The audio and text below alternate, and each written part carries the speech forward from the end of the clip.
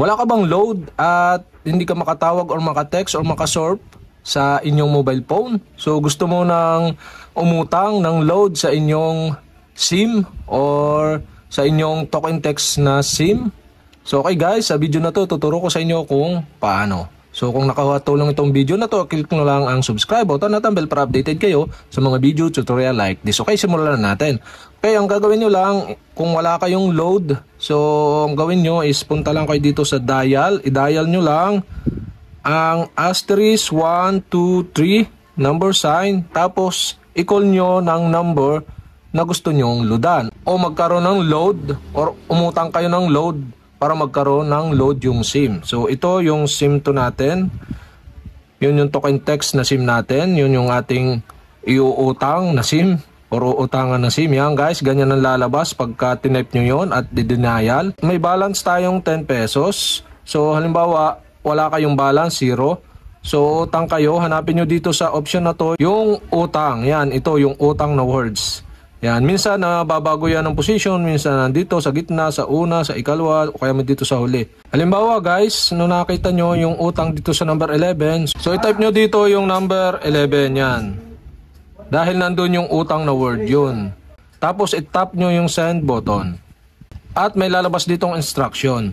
So kulang sa load, may utang na load. Para malaman ang mga pwedeng iutang, kailangan i-check ang iyong top ups, tenor at existing na utang. Ang gagawin nyo lang dito, select nyo yung continue, yung number 1. Yan, type nyo dito yung 1, tapos tap nyo yung send button. At ito ang kasunod na lalabas, mga pwedeng iutang na load. So dahil wala tayong existing na load, so pwede tayong umutang kahit ano. Halimbawa yung 500 MB, regular load, data, call, and text. Yan, yun ang mga pwedeng iutang or utangin ng ating SIM. Halimbawa itong 500 MB, type nyo lang dito yung 1, tapos tap nyo yung send button, at ito ang lalabas. Umutang ng 500 MB 1 day, 25 pesos will be deduct sa iyong next reload. Yan, madideduct daw siya sa susunod nating reload. Halimbawa, nag-load tayo ng 50 pesos, so mababawasan siya ng 25 pesos. So auto-deduct siya guys pag nag-utang tayo ng 500 MB.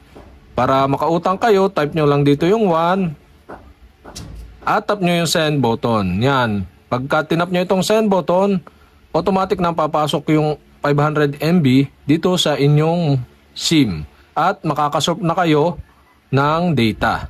500 MB available. So kapag hindi naman MB ang inyong uutangin, so balik lang kayo, 0. Type nyo dito yung 0 sa back, tapos send nyo yung send button. At mapupunta na kayo dito. So sample naman natin, regular load.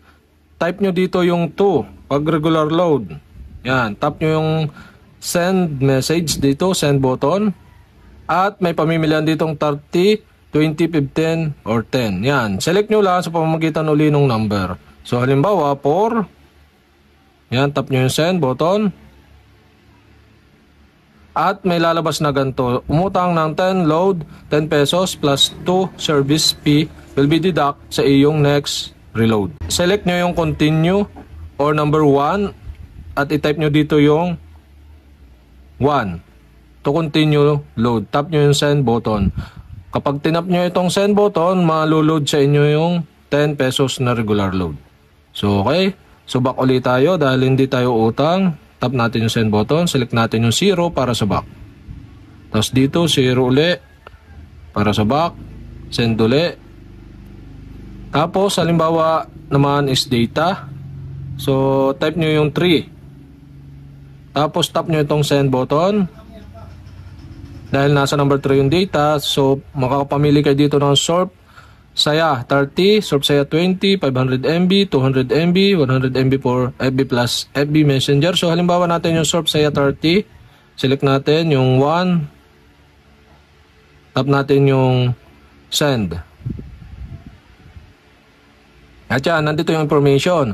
Umutang ng 200 MB araw-araw for TikTok, IG, FB, ML plus 400 MB plus only all net calls and text 3 days. For 30 pesos plus P6 service fee. So, bali 36 will be deduct sa iyong next reload. 36 pesos ang mababawas sa next reload natin. So, select nyo yung continue, type nyo dito yung 1, tapos tap nyo yung send button para makautang kayo ng Surf Saya 30. Babayaran nyo is 36 pesos. Pero hindi tayo uutang, balik tayo uli sa 0, tap natin yung send button. At dito naman, select nyo yung 0, tapos send mo uli para mabalik tayo doon sa menu, sa unang menu. Tapos dito naman yung call and text naman nating tatry. Select nyo yung call and text, type nyo dito yung 4, tapos tap nyo yung send button.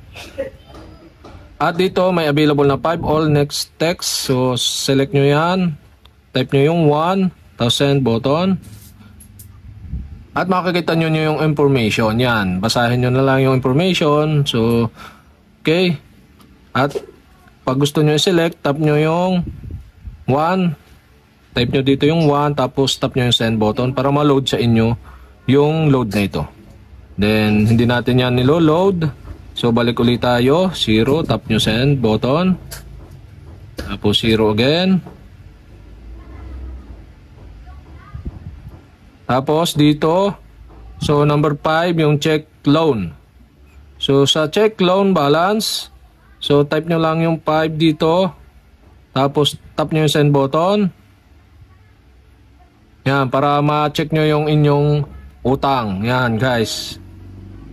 Yan, guys, ganito ang lalabas. Thank you. A text confirmation will be sent shortly. So, may magme-message sa inyo. Tap nyo lang okay dyan. Tapos may magme-message sa inyo. You currently have no outstanding loan. So, okay, wala daw tayong loan. Kaya ganito ang lumabas. Pero kung may loan tayo, lalabas dito yung ating loan. Malalaman natin yung info. So, okay guys, ganun lang kadali umutang ng load sa ating token text na SIM.